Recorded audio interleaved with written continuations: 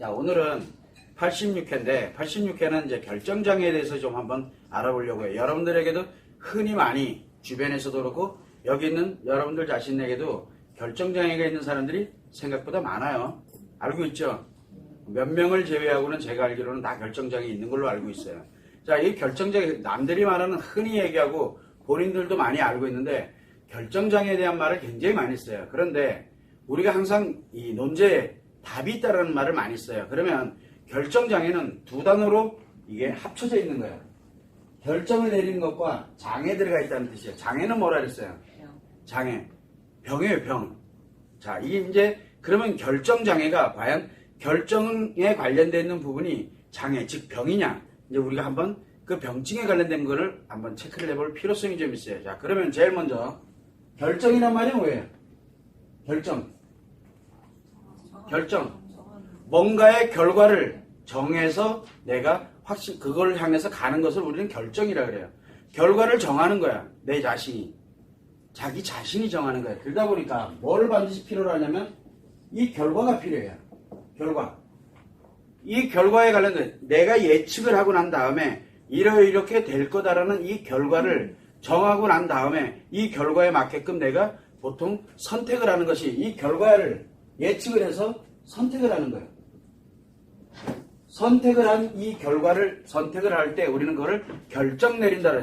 그래서 확정을 내리는 것을 우리는 결정이라고 얘기를 해요. 즉 내가 이 결과를 예측을 해서 선택을 확정하는 것을 우리는 이 결정이라고 표현을 하는데 문제는 뭐냐면 확정이죠. 자, 선택을 확정을 해야 되는데 선택을 하는 거는 누구나 다 해요. A를 할 것이냐, B를 할 것이냐, C를 할 것이냐 나름대로 선택을 해요. 선택을 하는데 뭘 못하고 있는 거냐면 확정을 못 내리고 있는 거예요. 확정을. 왜 못 내리느냐?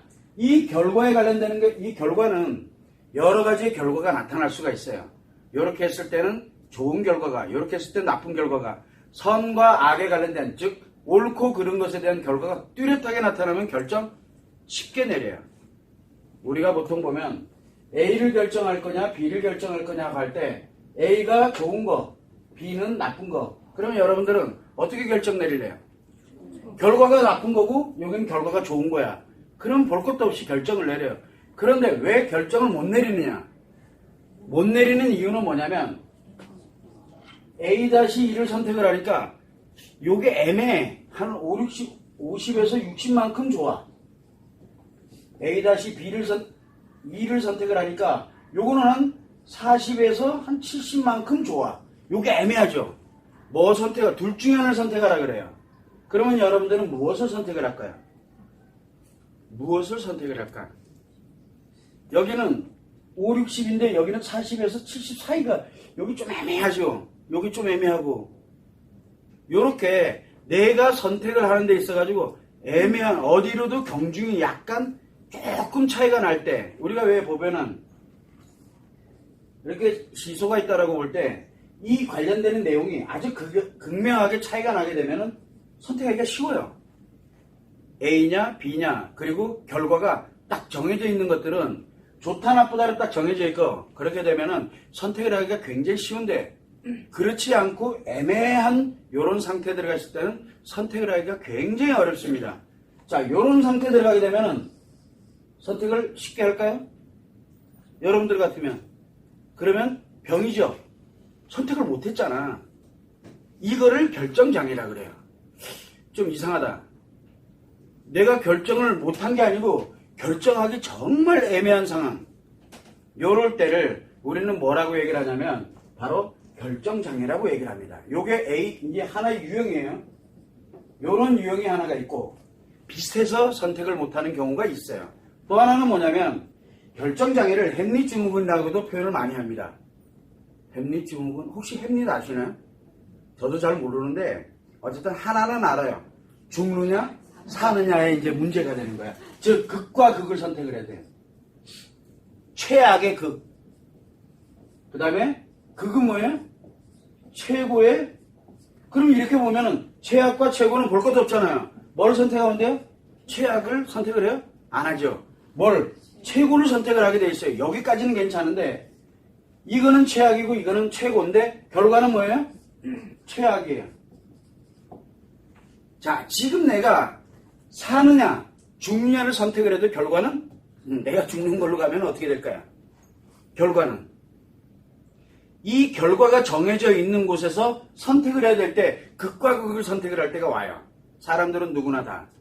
자, 예를 들어서 우리가 사업을 합니다. 사업을 할 때 부도를 내도 내가 구속되게 생겼고 부도를 안 내고 지금 어떻게든 발버둥 치면 빚은 산더미가 되는 거예요. 이건 나중에 어떻게 될지 아무도 몰라.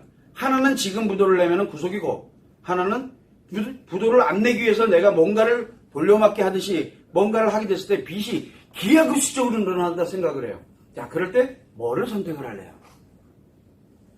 선택을 참 이게 미치게 결과는 뭐예요? 어차피 내 죽는 건 정해져 있어요. 구속이 돼도 죽는 거고 빚이 산더미가 돼도 죽는 거예요. 단지 명줄만 조금 연계해 놓는 것 뿐이죠. 선택은 과연 무엇을 할 것이냐. 이렇게 극과 극을 선택을 해야 되는데 이 결과는 결국은 최악이 돼버리는 이런 결과가 될 때 또한 선택을 하기가 굉장히 어려워져요. 우리는 이런 거를 바로 뭐냐면 햄릿 증후군이라고 표현을 합니다. 이게 약간 틀리죠. 여기는 유형 1과 여기 유형 2입니다. 이것과 유형 1과 유형 2는 달라요. 유형 1은 비슷한 결과에서 선택을 하게 되는 거고 비슷한 거에서 선택을 못하게 되는 거고 이거는 극과 극은 분명히 선택은 정해져 있는데 결과가 동일할 때 결과가 동일해요. 결과가 동일할 때 네 뭘로 선택을 할래 할 때 선택하기가 굉장히 어렵습니다. 결정을 내리기 어렵죠. 그러면 장애네, 그죠? 병이죠. 결정 못했잖아. 이것도 좀 애매하죠. 자, 그럼 이제 또 다른 유형을 한번 볼까요? 뭐냐면 딜레마에 빠지는 경우가 있어요. 딜레마 아세요 혹시? 딜레마. 앞으로 가지도 못하고 뒤로 가지도 못해요. 옴짝달싹을 못하는 것을 딜레마라고 합니다. 자, 그러면 이제 딜레마에 들어가게 되면은 A라는 유형을 만약에 선택을 한다. 이렇게 될 때는 요거 A를 선택을 해도 문제가 생겨요. 문제가 B를 선택을 해도 문제가 생겨요. 무엇을 선택을 하든 다 문제의 결과는 문제가 되는 거예요. 이거의 경중은 없어요. 이 자체의 경중은 없는데 무엇을 선택을 하더라도 다 문제, 결과는 같아요. 아까 여기에서는 최악과 최고를 선택을 할 수가 있었는데 여기는 어떤 거를 선택을 하더라도 다 결과가 정해져 있는 수순대로 가게 돼 있어요. 이렇게 보면 돼요. 길이 하나야. 여기는 이 길이 하나인데 이렇게 돼 있어. 뭘 선택을 할래 너는? 라고 얘기하면 뭐 할래요? 결과는 일로 가게 돼 있어요. 이 수순이. 예측을 아무리 일로 가도 결국은 일로 가고 요걸 선택을 해도 일로 가고 요걸 선택을 해도 일로 가고 요걸 선택해도 일로 가요. 결과는 정해졌어. 자, 그러면 뭐 선택할래? 근데 이거는 내가 제일 싫어. 요거는. 자, 이렇게 만들어지는 바로 이 딜레마 현상과 같은 나타나는 현상도 마찬가지로 우리는 선택을 하기가 굉장히 난감한 상황에 들어갑니다. 자, 이거는 이제 하나의 유형의 세 번째. 즉, 유형 1과 유형 2와 유형 3은 전혀 달라요. 전혀. 우리는 이렇게 무엇을 선택을 할 때 뭘 가지고서 선택을 하게 되냐면 결과를 예측하는 거 하나. 이게 1번이에요. 두 번째는 선택은 얼마인지 알 수 있어요. 그런데 확정을 내려야 되거든요. 이 결과를 갖다가 확정을 내려야 되는데 이 확정을 내릴 때 내리지 못하는 바로 이 형태가 우리가 얘기하는 결정장애, 결정을 뜻하는 거예요. 자, 그렇다면 이거를 못합니다. 저 같아도 애매할 것 같아요. 저 같아도. 여기도 애매해요. 여기도 굉장히 애매해요. 자, 그런데 재밌는 건 뭐가 있냐면 지금 현재 내 상태가 어떤 상황이냐에 따라서 선택하는 것이 좀 달라요. 자, 그러면 그거를 들어가기 전에 여러분들 같으면 지금 현재 이렇게 가고 있는 이런 결정장애의 모습이 보여지는데 자, 그러면 과연 이게 우리가 얘기하고 있는 병이냐 마음의 또는 심리의 질병이냐가 이제 관건이에요. 병이냐고 심리장애냐를 뜻하는 거예요. 여기는 우리가 뭘 들었어요? 결정을 못 내리고 있는 것에 대해 그러다 보니까 장애라는 표현을 썼는데 장애라는 거는 고장이 났다는 거예요. 그럼 매사 결정을 못 내린다는 얘기죠. 매사 모든 결정을 못 내려요. 자, 그럼 한번 보죠. A를 선택하면 굉장히 좋아. B를 선택을 하면 나빠. 자, 결정 못 내릴 사람. 선택하는 거에 결정 못 내리는 사람. 못 내리는 사람 과연 있을까요? 이건 애들한테도 결정 내려야 해도 알아요. 여러분들 누구나 다 결정 내릴 줄 알아요. 그러면 결정장애인가요? 자, 이거는 누구나 다 해. 근데 여기 들어오면은 애매해. 나이가 어리면 어릴수록 어떻게 하겠어요? 선택을 굉장히 빨리 하겠죠. 자, 그렇다 그러면 결국 여기는 나이가 어릴수록 결정을 빨리 합니다. 나이가 많으면 많을수록 점점 어렵습니다. 왜? 들어가 있는 게 많아가지고 계산하는 게 많아요. 그러다 보니까 요거 한참 계산해야 되고 요것도 한참 계산해야 되거든. 요거는 삶의 경험치가 많으면 많을수록 더 이 선택을 하기가 어려워요. 여기도 마찬가지예요. 결과에 관련된 최악을 생각을 하고 있기 때문에 사회 경험이 많으면 많을수록 그러면 결정장애일 확률이 굉장히 높아지는 거예요. 여기서는 아이들은 어떻게 됩니까? 아이들은 어리면 어릴수록 요거 듣고 요거 딱 들었어. 볼 것도 둘 중에 아무거나 찍으면 돼요. 애들은 왜? 삶의 경험이 없거든. 결과를 예측하는 거 내가 살아봤어야 알지. 최악과 최고가 있어. 이 결과? 이게 뭐든 간에 둘 중에 하나 아무거나 선택하면 되는 거예요. 자기는. 그래서 아이들이 즉 경험이 적으면 적을수록 결정장애는 이 결정은 쉽게 내리게 되기 때문에 결국은 뭐가 만드냐면 결정장애는 나이가 많으면 많을수록 경험이 많으면 많을수록 결정장애 들어간다는 얘기죠. 근데 요즘은 20대, 10대 이럴 때도 결정장애라는 말을 굉장히 많이 씁니다. 왜 그럴까요? 그 아이들이 경험이 생각보다 많아졌다는 얘기예요. 매스미디어를 통해 가지고 SNS를 통해서 굉장히 많은 지식들이 들어가 있다는 얘기예요. 그래서 우리가 벌써 10대 정도 가면은 결정장애라는 말을 쓰기 시작을 해요. 그 아이들이. 슬픈 일이죠. 굉장히 많은 지식들이 들어가 있다는 얘기예요. 그렇다면 결정을 내리기가 굉장히 어려워지죠. 그런데 과연 그거를 결정장애라고 우리가 쓸 수 있겠느냐? 저는 이렇게 준비를 하면서 결정장애라는 말은 없어야 되거든요. 원래 없는데 그럼 결정장애면 이것도 장애니까 어떻게 돼요? 장애는 뭡니까? 결정을 내려야 될 일이 있을 때 아무것도 선택을 못하고 주저하게 되는 것을 우리는 결정장애라고 얘기합니다. 자, 그러면 이제 묻죠. 좋은 것과 나쁜 것 둘 중에 하나를 선택을 해 라고 했을 때 이걸 주저하고 있어요. 그러면 결정장애 맞아요. 근데 여러분들한테 다시 물어보잖아요. 뭐라고? 좋으냐 나쁘냐 둘 중에 하나를 선택해. 그러면은 지체 없이 선택을 할 수 있겠죠. 이거는 지식이 많고 적고의 문제가 아니에요. 이건 누가 봐도 뻔히 정해져 있는 수순이기 때문에. 그렇다면 이거는 과연 결정장애냐? 여기에서 여러분들이 좋다 나쁘다에 관련된 A를 선택하냐 B를 할래 라고 했을 때 과감하게 A를 딱 선택할 수 있는 분명히 나한테 좋은 거야. 그러면 끝. 일로 가야지. 그러고서 내가 갔다. 남한테도 안 물어보고 그렇게 간다 그러면은 뭡니까? 그거는 결정장애가 아니라고 봐야죠. 그래서 여기 유형이 어떤 유형이 있더라도 이렇게 선택을 할 수 있다는 장애라는 표현을 쓰면 안 돼요. 주저하는 건 있을지는 몰라도 장애라는 표현은 그렇게 쉽게 쓰는 게 아니에요. 결정에 문제가 있다라고 표현을 할지 몰라도 장애라는 말을 써서는 안 된다는 얘기죠. 근데 대부분들은 우리가 이런 딜레마라든가 유형 이와 같이 결과가 정해져 있는 햄릿 증후군과 같고 이런 형태에 관련되는 부분에 대해서는 누구나 다 선택을 주저할 수밖에 없게 돼 있어요. 그러면 전 세계에 있는 모든 사람들은 다 결정장애네요. 그죠? 자, 여러분들 한번 보세요. 뭘 선택을 할래요? 선택을 할 때 고민할 수밖에 없어요. 저도 마찬가지고 여러분들도 마찬가지고. 그런데 그게 병이라 그러면 전 세계에 약 70억의 인구가 있는데 70억의 인구 중에 그래도 지식을 좀 가지고 삶의 경험을 가지고 있는 사람들은 다 그러면 결정장애게 그거는 말이 안 되잖아요.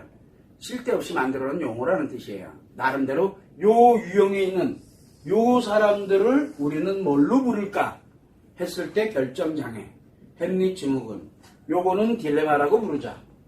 요런 거를 우리는 결정장애라고 부르자. 뭐 이런 식으로 용어 정리를 해놓은 것 뿐이지 이게 보편적으로 쓰여서는 안 된다라는 거예요. 그래서 여러분들은 결정장애를 앓고 있지는 않다라는 뜻이에요. 왜? 내가 결정장애인지 아닌지를 판단해 보려면 다 좋아. 이거를 보면 돼요. 좋다 나쁘다가 확연한 결과가 드러나 예측이 분명히 되고 있는데 이거에 관련돼 가지고 정리를 내가 선택을 못한다. 이것조차 선택을 못한다 그러면 이거는 뭐예요? 결정장애 맞아요. 그런데 대부분들은 거의 99.99%는 결정을 쉽게 내립니다. 그러면 결정장애가 아니라는 뜻이죠. 자, 여기서 기본 계략적인 결정장애에 대한 것만 얘기를 했는데 문제가 하나 생겼어요. 어떤 문제가 생기냐면 인간 아시죠? 여기 이제 또 나옵니다. 인간이. 설마 요거 얘기하려고 제가 결정장애를 얘기했겠어요. 뭐 용어 정리 하나 하는 정도 수준 가지고 하면 재미가 없잖아.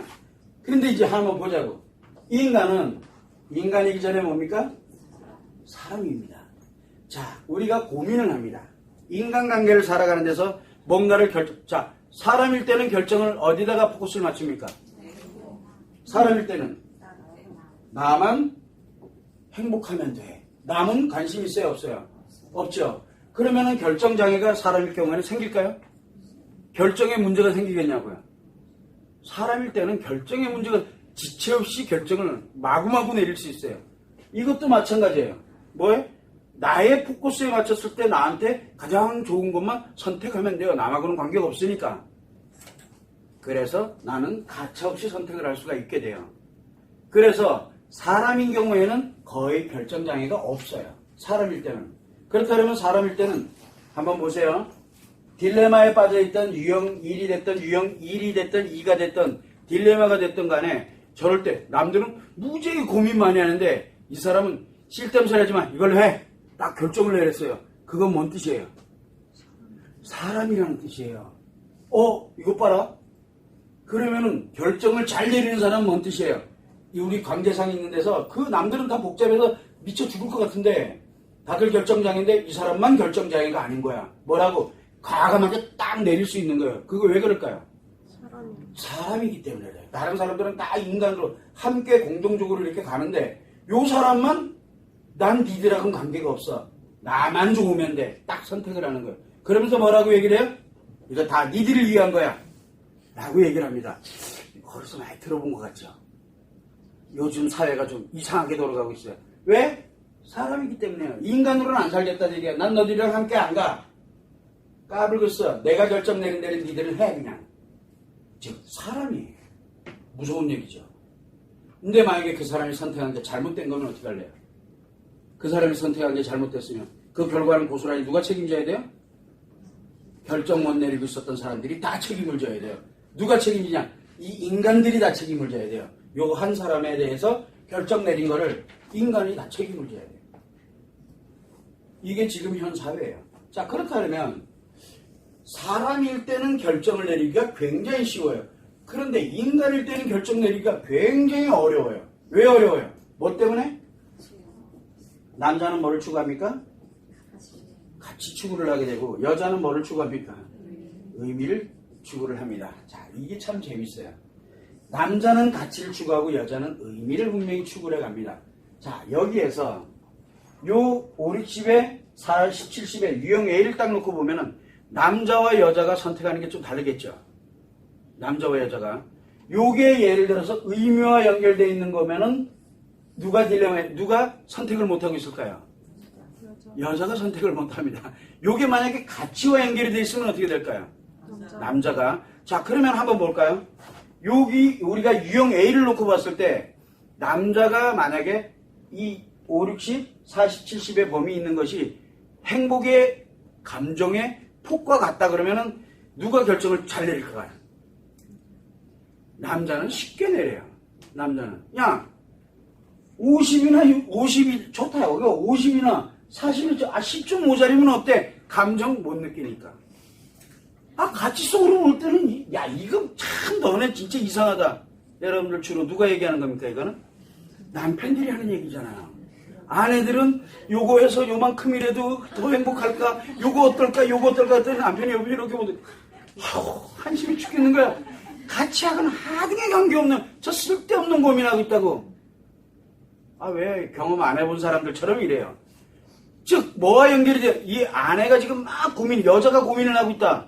여자가 지금 이 유형 A에 빠져가지고 유형 1에 빠져서 지금 막 고민하고 있어. 그러면 뭐가 만들어집니까? 감정과 연결이 돼 있다는 얘기죠. 양다리 감정이랑 비슷한 거야. A라는 남자를 만났더니 한 80만큼 행복해. B라는 남자를 만났더니 한 60만큼 행복한데 또 다른 매력이 예를 들어서 한 80만큼 있어. 근데 여기는 80만큼 행복한데 또 다른 매력은 한 60만큼 정도밖에 안 되는 것 같아. 요게 애매한 거야. 이게 양다리 딱 걸쳐놓고 요거 두 개 딱 합쳐놓으면 딱인데, 그지? 두 개 합쳐놓으면 참 좋겠는데 요게 안 되는 거야. 이렇게 얘기할까요? 이제 좀 더. 얘는 자상하고 진짜 유머러스하고 여자를 잘 챙겨주고 하는 건 진짜 잘해. 80이야 점수가. 근데 요게 좀 약간 돈 버는 거라든가 약간 좀 경제적으로 좀 약간 뒤떨어진 면이 없지 않아 또 있어. 근데 요 놈은 B는 경제적인 거라든가 요런 면에서 볼 때는 나름 괜찮아. 다른 사람에 비해서 너무 좋은 거야. 차도 좀 괜찮은 거 끌고 다니고 집도 있고 말이야. 근데 요게 성깔이 좀 약간 좀 이상해. 요럴 때 여자들은 어떻게 합니까? 누굴 선택할래? 아예 없다면 간단해지는데 이게 둘이 비슷하게 양쪽의 면이 비슷하게 있는데 아예 없는 것도 아니야 또. 그러면 고민을 하기 시작합니다. 그죠? 고민을 합니다. 왜 고민을 합니까? 요 뒤쪽에 있는 게 문제가 아니라 요 의미와 관련되어 있는 것이 아예 없으면 선택하기가 굉장히 편한데 애매해지거든. 그러다 보니까 고민을 하기 시작을 합니다. 결정을 못 내리죠. 그래서 누구한테 물어보니까 이제 친구들한테 물어봅니다. 여자친구한테 물어보면 예를 들어 내 옆에 있는 친구들한테 물어보면 뭐라 그래? 야, 그래, 네 고민 많겠다. 여자들은 10중 8구는 뭐라 합니까?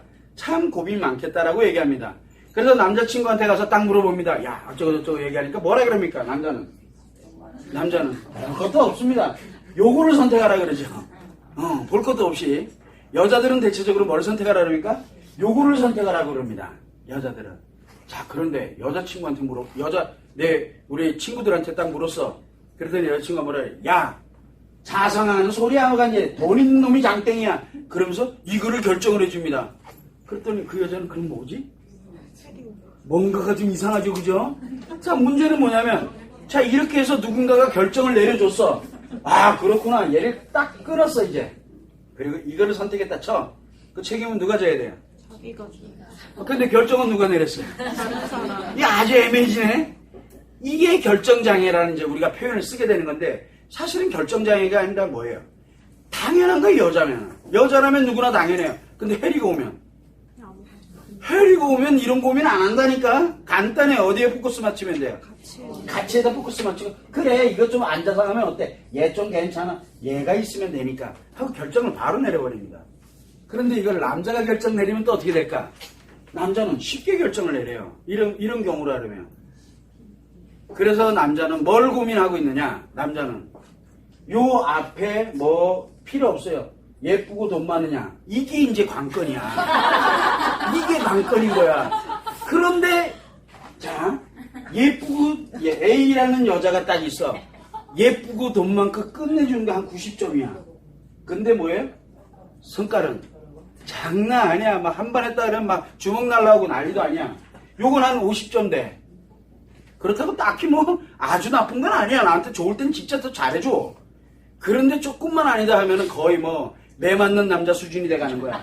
근데 이 B라는 여자를 딱 보니까 생긴 거는 좀 거시기, 그러다 아예 못생긴 것도 아니야. 그냥 평범해. 뭐 한 봐줄만 해. 한 60 정도 이제 봐줄만 해. 그리고 돈도 아예 없냐? 그것도 아니야. 뭐 그저 적당히 이 정도 있어. 한 60 정도 점수를 이렇게 된다 쳐. 그런데 뭐가? 성격은 굉장히 온순하고 정말 내가 하는 말은 뭐든지 다 따라가는 한 100점 만점에 100점. 뭐 선택할래? 남자들한테 물어봅니다. 자, 뭘로 선택을 할래?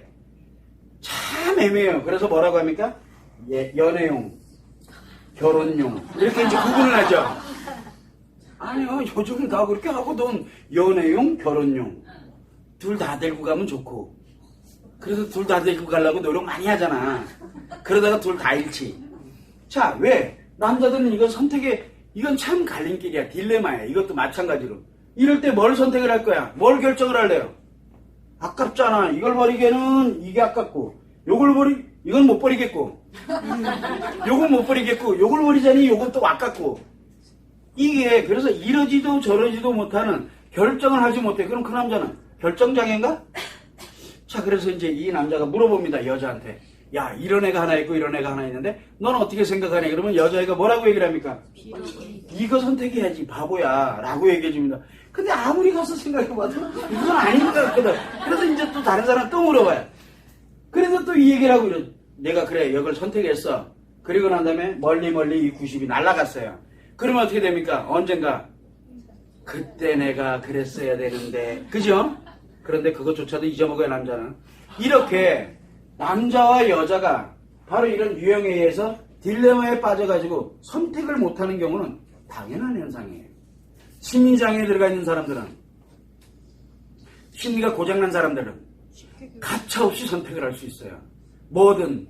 여기 심리 고장나면 뭘 선택해? 무조건? 아, A 무조건 하고 얘 B 확 날려버려요, 그냥 확 날려버려요. 고장나가지고. 왜? 요것도 중요한 거라는 걸 아예 고장나가지고 잊어먹고 있거든요. 여자도 마찬가지고. 고장나면 한쪽 게 없어져 버려요. 원래는 두 쪽을 다 가지고 가고 있는데 한쪽 게 사라져버려가지고 고장이 나버려가지고 판단을 못하는 거야. 그래서 이럴 때 남들은 다 고민하는데 본인은 고민을 안 한다. 그러면 뭐죠? 심각한 거야. 심리장애인 거야. 그런데 우리는 뭐라니까 그런 사람들이 부럽잖아요. 그죠? 야, 저 와중에도 가차없이 선택을 해서 가는 거 보면 대단해. 그죠? 왜? 심리가 고장나면 그렇게 대단해져요. 무서운 게 없는 거야. 앞으로 내 인생 내가 살겠다는데 왜 말려? 근데 자기 인생이면 괜찮아. 왜? 사람이면 괜찮은데 이게 인간으로 살고 있다는 게 문제예요. 그럼 다른 사람들 피해보면 관계없다니까? 그건 니들 인생이지 내 인생 아니잖아. 이래버리고 말아버리는 거야. 우리는 그렇게 심리장애에 들어가 있는 사람들은 쉽게 선택을 합니다. 그러면 심리장애에 있는 사람들은 심리장애는 결정장애가 없습니다. 그래서 심리장애가 뭡니까? 인식의 장애든 기억의 장애든 무슨 장애가 됐든 심리장애에 들어가 있는 사람들은 결정장애하고는 담싸요. 왜? 결정을 아주 잘해요. 심리장애자들의 공통점은 결정을 무지하게 잘합니다. 그러면 심리가 정상으로 가고 있는 사람들은 남자든 여자든 심리가 정상으로 가고 있는 사람들은 결정을 잘 못합니다. 그런데 말이죠. 요 남자는 뭐에 대해서 결정을 잘 못할까요? 가치에 대한 결정을 잘 못해요. 여자는 이 의미에 대한 결정을 잘 못해요. 그런데 여자는 남자들의 가치는 신기하게도 아주 쉽게 결정을 해요. 쉽게. 자, 뭐 합니까? 내 남자친구가 100억을 손 앞에 두고 있어요. 그런데 이 100억을 선택을 하면 인간의 마음, 우리가 행복을 다 잃어야 돼요. 행복을 잃고 100억을 가질래. 딱 하면 여자들은 뭘 선택을 할까요? 요게 다 사라지는 대신에 현금 100억이 생겨요. 뭘 선택할까요? 여러분은 뭘 여러분들은 정해져 있죠? 100억 선택하지 당연히. 행복은 있다가도 없고 없다가도 있는 거지. 100억까지 행복 만들면 되지. 근데 여자 감정이 또 그렇지가 않잖아요.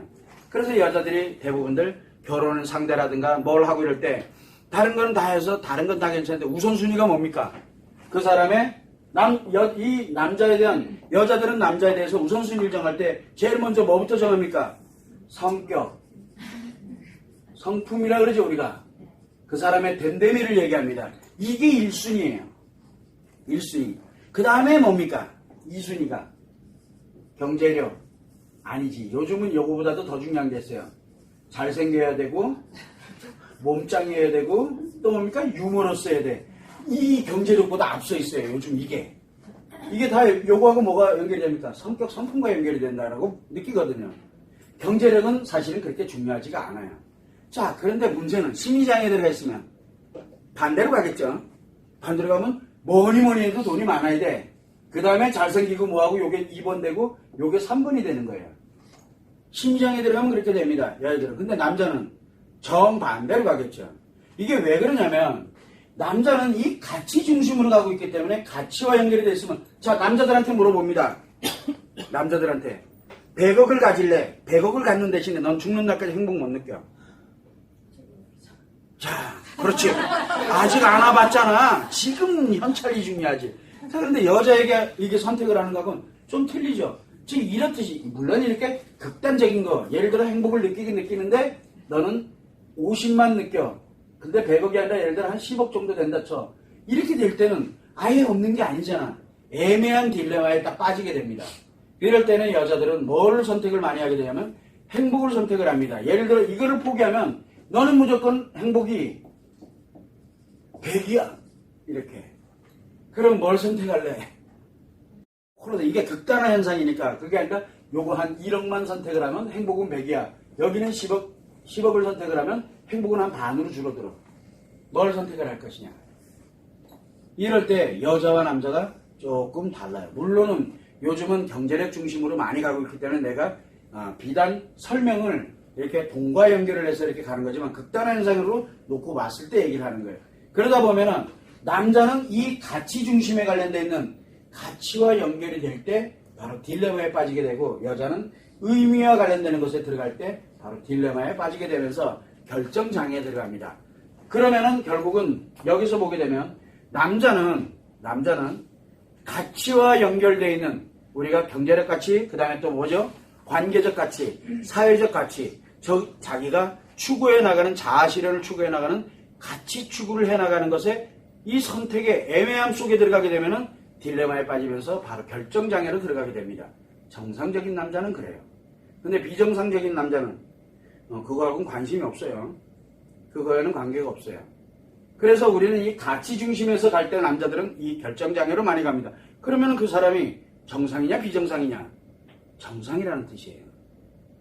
자, 여자는 바로 이 행복 중심으로 가는 것에 의미를 추구하는 것을 중심으로 갈 때 바로 이런 딜레마에 많이 빠지게 됩니다. 그러다 보니까 결정을 내리지 못해요. 흔히 나타나는 현상이에요. 그래서 우리는 결정장애라는 말을 쓰면 안 된다라는 거예요. 결정장애일 때는 인간관계를 들어 사람일 때는 볼 것도 없어요. 결정장애가 없다니까 아예. 우리가 언제 결정장애가 결정을 못하는 일이 생기냐면 바로 인간으로 살아갈 때는 인간으로서 누군가와 함께 살아갈 때는 이상하게 결정을 내리기가 굉장히 어려워져요. 왜? 고민을 많이 해야 되거든요. 어디와 연결돼서? 가치와 의미의 선택에서 굉장히 딜레마에 많이 빠지게 되는 현상이 생겨요. 친구 관계도 마찬가지고, 그 다음에 인간관계도 그렇고, 경제력 가치에서도 그렇고, 우리가 보통 보면은 회사가 복지가 좋으냐, 급여가 많으냐, 뭘 선택을 할까? 한쪽은 복지가 좋은데 급여는 조금 좀 낮아. 근데 한쪽은 복지는 좀 안 좋은데 급여는 뒤따 많아. 자, 이거 뭘 선택을 할래?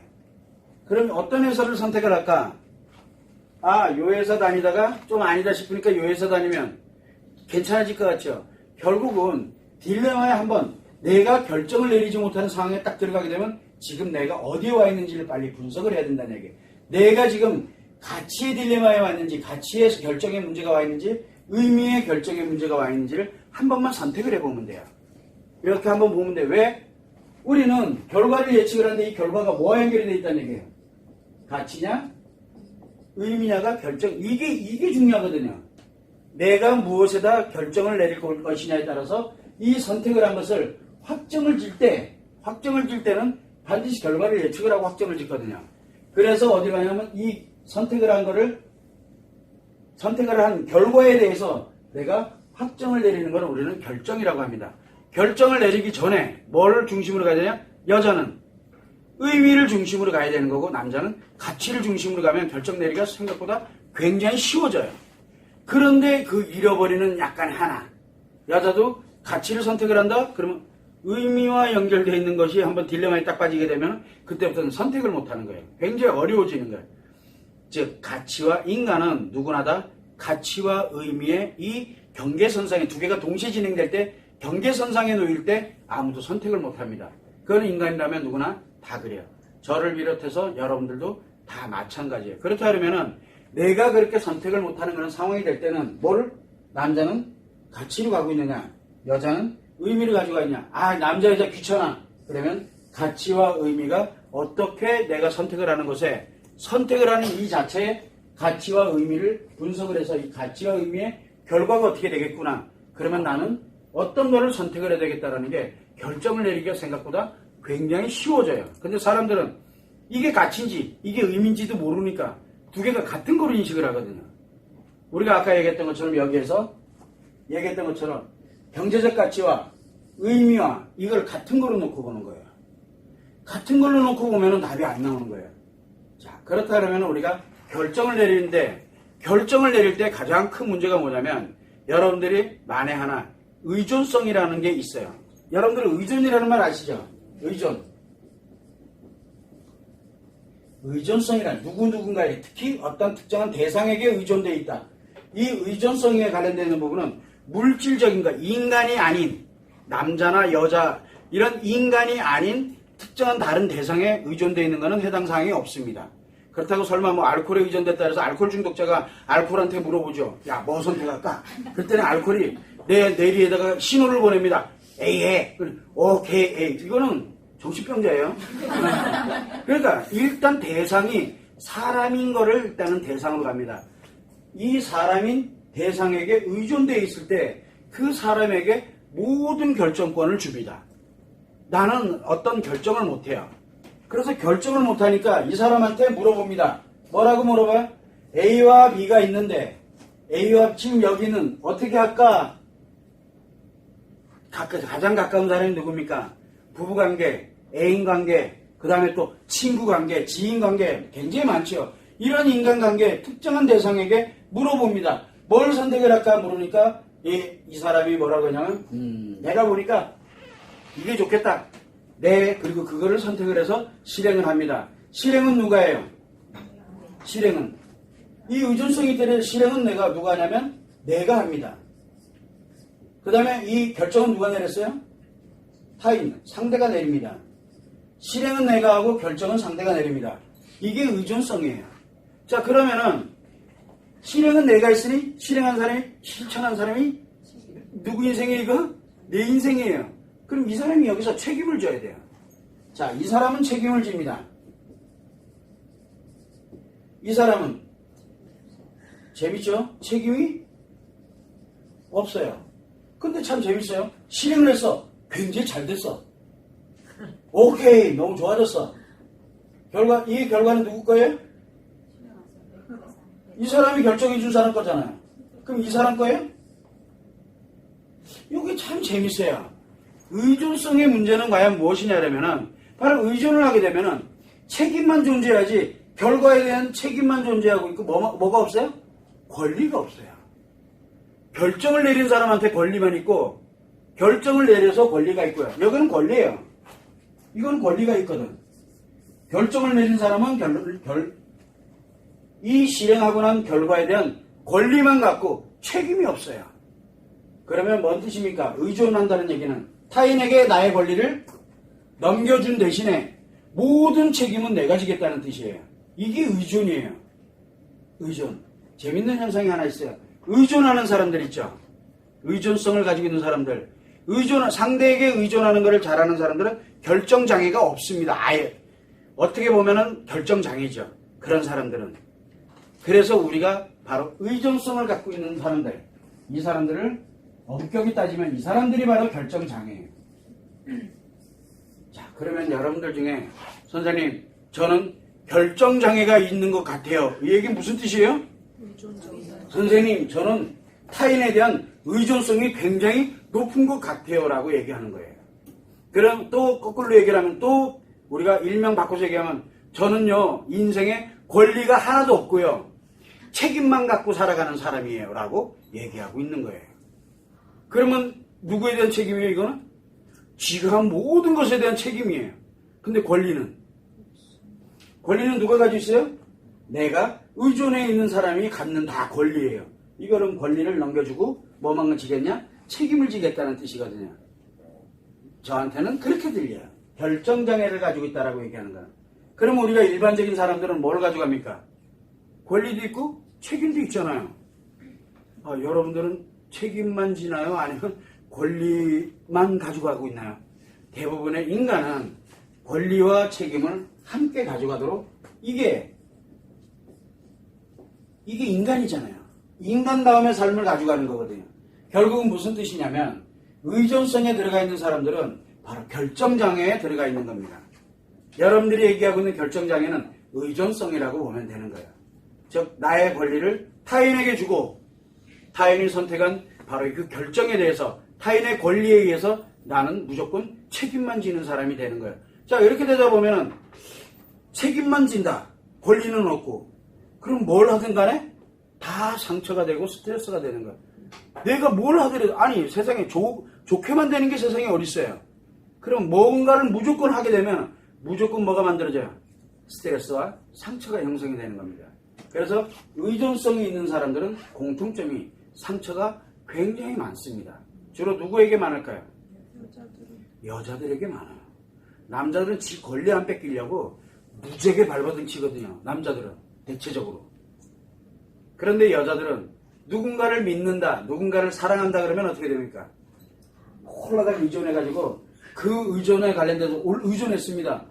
정말 그 결혼하기 전까지, 애인이 있기 전까지는 정말 잘 나가던 여자도 애인 하나가 생겨서 애인이 몇 마디 딱 하고 나니까 그래 그건 자기 뜻대로 해. 그래 놓고 난 다음에 책임은 지가 다 져야 돼요.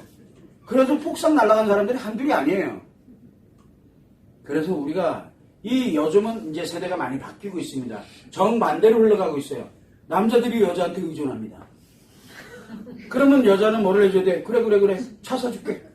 차도 사주고 집도 사주고 옛날에 하던 것처럼 남자들이 했던 것처럼 요즘 그러고 있잖아요. 그러니까 남자들이 뭐만 잘하면 돼요? 남자들은 뭐만 잘하면 돼요? 아까 여기 있잖아요. 경제력 없어도 돼. 뭐만 잘하면 돼요? 성격 진짜 딱 해가지고 그냥 그 여자 앞에 가가지고 그냥 하는 거. 아 왜? 잘 보이면 된다니까. 정말 잘 보이고 그 다음에 또 뭘 해주면 돼요. 여기서 일단 가서 찍어 바르고 메이크업도 하고 남자가 메이크업도 좀 하고 내 여자 아니야 정말 많이 해. 여드름 좀 있다 그러면 짜내야 되고 여기 좀 약간 좀 각이져 있는 것 같아. 그럼 가서 성형수술 좀 하고. 이거 어디서 많이 들어본 것 같지 않아요? 요즘 남자들이 많이 합니다. 왜 해요? 잘생겨야 돼. 그 다음에 또 어디 가야 돼요? 헬스장 가서 몸 만들어야 내 여자가 좋아하니까. 근육 있는 남자 좋아하는데 그럼 근육 열심히 만들어야 돼. 먹고 근육 만들고 먹고 근육만 장난 아니게 해야 돼요. 배웁니다. 막 유머, 재밌게 하는 방법 뭐 이런 거 엄청 배우러 다니고. 왜? 내 여자 즐겁게 해줘야 되거든요. 그래야 뭐 해줘요? 그래야 차 사주거든. 그래야 나 데리고 살아주거든. 의존돼야죠. 그럼 자기야 나 뭐 할까 그러니까 여자친구가 이럴까 이거 하는 게 좋겠어? 아 그럼 그거 합니다. 그 결과는 정말 잘 됐어. 그럼 그거 누구 거예요? 그거 여자 거예요. 그 남자 게 아니라. 근데 만약에 그 남자가 이거는 결과물은 내 거잖아 하면 그날로 그 관계는 끝나는 거예요. 끝나는 거. 그런 사람들이 의외로 많아요. 조금 이렇게 키워놨더니만 지 잘났다고 요게 감히 이래가지고 난리 나는 사람들이 한둘이 아니에요. 이게 왜 그렇게 현상이 되느냐? 남자가 여자들 딱 구분해서 가는 게 아니라 바로 이 의존성 때문에 그러는 거예요. 의존성. 그래서 의존성을 갖는 사람들은 결정장애들 같다라고 보면 되는 거예요. 그래서 결정장애 있는 사람들의 공통점은 뭐냐면 자기가 결론을 내려고 들질 않아요. 결론을 내기 위해서 고민하는 사람들은 결정장애가 아니에요. 이 관련된 아무리 이런 상태에서도 진짜 고민을 하고 자기가 정말 고민을 하고 있어요. 그건 결정장애가 아니에요. 결정장애를 알아보는 방법은 아까 얘기했죠. 좋다? 나쁘다가 결론이 딱 날 수 있는 이거를 과감하게 선택을 할 수 있으면 그건 결정장애 아니에요. 그런데 의존에 들어가 있는 사람들은 결정을 내리질 않습니다. 아무리 내가 볼 땐 좋아. 내가 볼 땐 분명히 나빠. 그럼 결론 내릴 수 있잖아. 결정을 내릴 수 있어요. 근데 꼭 의존되어 있는 사람은 어떻게 합니까? 상대한테 가서 분명히 자기야 근데 이렇게 결론 내리는 게 맞지 않을까? 하고 물어봐요. 그럴 때 어디 감히 이걸로 가. 알았어. 그러면서 나쁜 걸 선택을 합니다. 이거를 우리는 결정장애라고 얘기를 합니다. 또는 내가 내린 결론을 타인에게 또 한 번 확인을 하려고 드는 사람들이죠. 그렇게 되면은 바로 그것이 우리는 일명 얘기하는 결정장애, 자기가 결론을 자기 스스로가 내리지를 못하고 있는 거예요. 타인에게 의존되어 있다고 보면. 그래서 내가 뭔가 결론을 내릴 때 자꾸 타인에게 의존하는 것을 바로 결정장애라고 얘기합니다. 그래서 우리는 여기 있는 모든 사람들은 대부분들 보편적으로 볼 때는 결정장애가 없다라고 보면 돼요. 왜 그러냐면 이런 유형 1이나 유형이나 유형 3과 같이 들어갈 때는 누구나 다 고민을 하고 선택을 하기가 어렵습니다. 선택하기 어려운 상황에 들어가면 고민을 하고 또 고민을 하고 힘들어합니다. 그 이유는 책임을 져야 되기 때문에 그래요. 그에 대한 권리도 있지만, 그걸 결정할 권리도 있지만 반드시 그에 대한 책임을 져야 되기 때문에 고민을 하는 거예요. 근데 그 고민을 하는 거를 장애라고 표현해서는 안 된다라는 거죠. 그래서 우리는 보통적으로 누구나 다 결정을 내릴 수 없는 상황에 흔히 많이 빠집니다. 특히 의미와 가치를 추구할 때는 특히 더 그래요. 그래서 대부분 남자들이 결정을 못 내리는 것과 여자들이 결정을 잘 못 내리는 것이 유형이 달라요. 대체적으로 가치와 의미에 관련되어 있는 부분에 들어갈 때 결정을 잘 내리지 못하게 되는 거죠. 그런데 한 가지 분명한 건 결정장애는 누가 가지고 있느냐?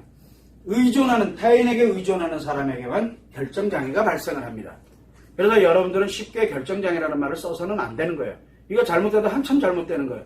여기 들어가가지고 또는 이 극과 극이 있는 데서 또는 문제가 분명히 있는 것을 결정을 쉽게 못 내린다고 네 결정장애라고 얘기하는 건 그건 그 사람의 문제가 있어요. 그래서 결정장애라는 말을 선택을 못한다 해서 함부로 내려서는 안 된다는 거예요. 결정장애는 누구에게만 생기냐면 의존성 있는 사람에게만 생깁니다. 그리고 내가 결정을 못 내리고 고민하는 이유는 바로 책임을 져야 되기 때문에, 권리만 있는 게 아니라 책임을 져야 되기 때문에. 그래서 인간관계에서 인간답게 살아가는 사람은 과연 선택을 잘할 수 있느냐? 의미와 가치를 추구할 때 선택하기가 굉장히 어려워요. 그러면은 인간답게 사는 사람은 다 결정장애네? 뭔가 좀 이상하죠? 결정장애는 무슨 뜻이냐면 이 기본적으로 있는 사람들을 다 결정장애로 만들어 놓고 요것만 따먹으려고 드는 사람들, 자기가 권리만 따먹으려고 드는 사람들이 결정장애라는 말을 많이 쓰는 거예요. 결정장애. 야, 니는 결정장애네. 당신도 결정장애구만. 왜 자꾸 그런 얘기를 왜 할까요? 그 사람한테서 권리만 뺏어오려고 그러는 거예요. 진짜 나쁜 사람들이에요. 그래서 오늘부터 책을 쓴다든가 칼럼을 쓴다든가 글을 쓴다든가 할 때 사람들은 결정장애가 참 많은 것 같아. 결정장애가 늘 문제다. 뭐가 문제다. 이런 식으로 얘기하는 사람, 그 사람은 철저한 사람으로서 다른 사람들의 권리를 취하려고 드는 사람들이라고 생각하면 돼요. 쓰라 그래. 우리는 알면 돼요. 저 진짜 나쁜 건데 저러면 안 되는데 최소한 우리는 그걸 보자는 거예요. 우리는 결정장애를 갖고 살아가는 사람들이 아니에요. 물론 개 중에는 의존성을 갖고 결정장애로 가는 사람들이 있어요.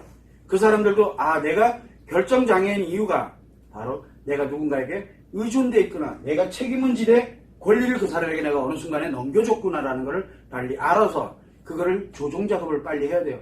고민하고 어려워하고 힘들어하는 거는 인간관계에서 인간답게 살아가는 사람에겐 누구나 흔히 발생하는 거예요. 고민스럽고 힘들고 어려워하잖아요. 왜? 저한테도 이거 들어가면 고민할 거예요. 일로 들어가면 더 고민하게 되죠. A를 선택해도 문제가 생기고 B를 선택해도 문제가 생기는데 뭘 선택할 거예요? 선택도 안 하고도 문제 생겼어 이미. 그건 당연한 거예요. 인간에게는 양가 감정이 누구에게나 생깁니다. 좋은 것과 나쁜 것을. 근데 좋은 거를 선택해도 문제고 나쁜 걸 선택해도 문제라는 이 극과 극에서의 최악의 문제가 발생된다고 보면 뭘 선택을 할까요? 아무것도 못하죠. 고민할 수밖에 없잖아요.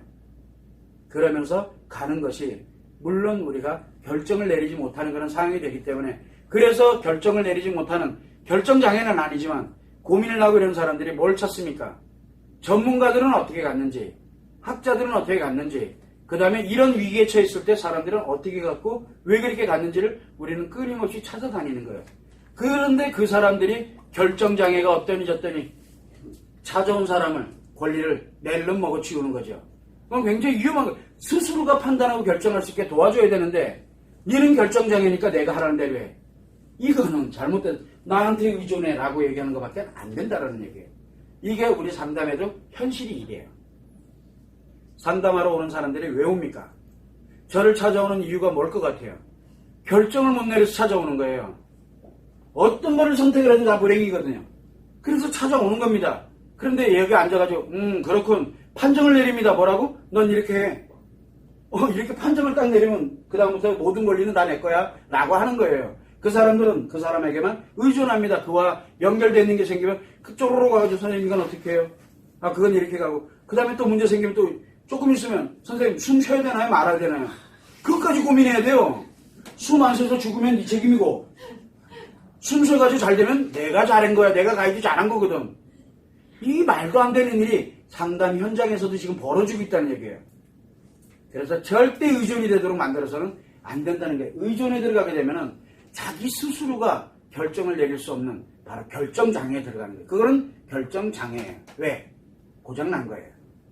자기의 권리를 잃어버리고 타인에게 권리를 넘겨줌으로써 자기 심리가 망가져 있다는 걸 본인 스스로가 모르는 거거든요. 우리는 그거 외에는 결정장애라는 말을 써서는 안 돼요. 누구나 다 결정을 내릴 때는 고민을 하고 힘들어하고 어려운 선택에 들어갈 확률이 굉장히 높다는 거예요. 저를 비롯해서 여러분 다. 그래서 결정장애라는 말은 권리를 취득하기 위해서 쓰는 사람들의 말이지 결코 사람들을 의존성에다 빠뜨려서 자기가 이익을 취하려고 하는 말들이에요. 결정장애는. 그래서 함부로 써서는 안 된다는 거예요. 여러분들은 결정장애가 아니에요. 의존되어 있는 사람들은 여기 와 있지도 않아요. 이거 보지도 않고. 뭐 누구에게 들으면 돼요? 누구한테 들으면 돼요? 자기가 다른 선생님 영상도 필요 없고 책도 필요 없고 뭐도 필요 없어요. 뭐만 있으면 돼요. 빠르르 가가지고 누구한테? 요 대상한테 물어보면 다 나와요. 금방금방 나온다니까요. 그래서 결정장애인 사람은 절대 이 영상 그리고 이 포럼에 있는데 안 옵니다. 결정장애 있는 사람들은 절대 안 와요. 여러분들은 결정장애가 아니기 때문에 이 영상을 찾아보게 되는 거고 여기 와 있는 거예요. 그래서 결정장애라는 말을 함부로 써서는 안 된다는 얘기죠.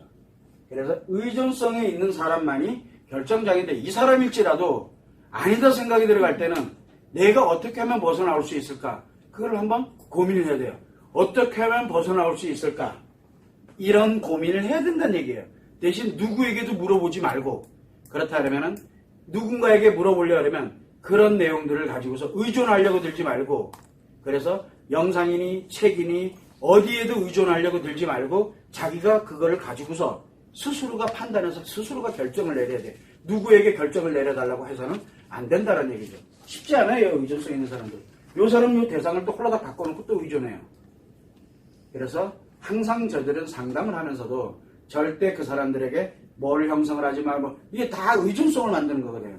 그 의존성이 만들어져서는 답이 나올 수가 없다라는 거죠. 그래서 여러분들은 항상 생각을 할 때 결정장애를 이렇게 생각을 할 때 보면은 우리가 인간관계 관련되는 부분과 그 다음에 이 결정이라는 이 팩트 그리고 이 인간관계에 관련되어 있는 이 팩트를 두 개를 딱 합쳐놓고 보면은 사실은 여러분들은 결정장애라는 말을 써서는 안 돼요. 여러분들은 결정을 못 내리는 게 당연한 거예요. 저 같아도 못 내릴 것 같아요. 근데 결정을 가차없이 의존성도 없는데도 결정을 콱콱 내리는 거 그건 사람이에요. 심리장애 들어갔다는 얘기. 인간관계에서는 심리장애예요. 인간으로 살면 안 돼요. 그 사람은. 타인에게 무조건 피해를 입히는 사람이에요. 그걸 여러분들이 항상 생각을 하고 결정을 과감하게 잘 내린다 그래서 결코 좋은 건 아니라는 거.